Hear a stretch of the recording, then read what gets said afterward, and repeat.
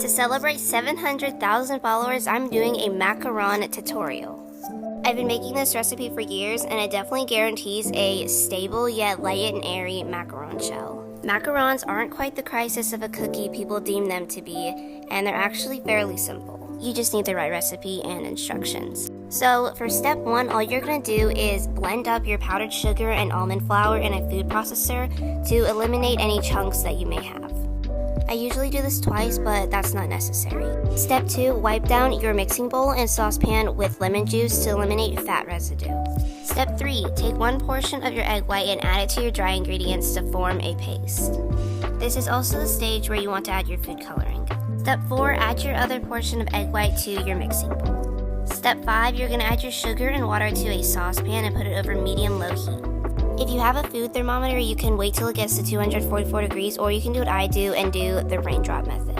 So basically what you're going to do is you're going to get a glass of cold water and continuously add your syrup into it. And once it gets to a stringy consistency, you're going to start beating your egg whites on high speed. And while your egg whites are beating, you're going to continue to add your syrup into the cold water until it is able to hold its shape, kind of like this. And now for step 6, you're going to slowly add your syrup down the side of your mixing bowl. You're going to let this whip up for about 3 to 4 minutes, and then you can add whatever flavoring you want. And at this point, it should be a soft peak.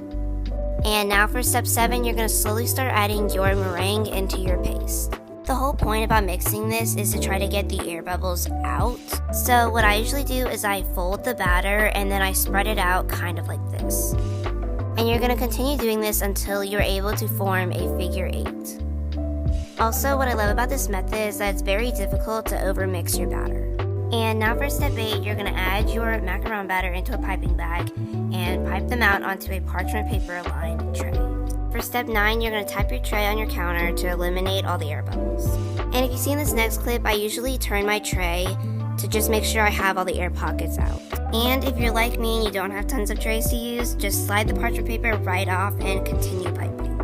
And for step 10, you're just going to let your macarons sit on the tray for about 45 minutes until the tops are dry, and then you're going to add them to your oven at 300 degrees Fahrenheit for 17 minutes.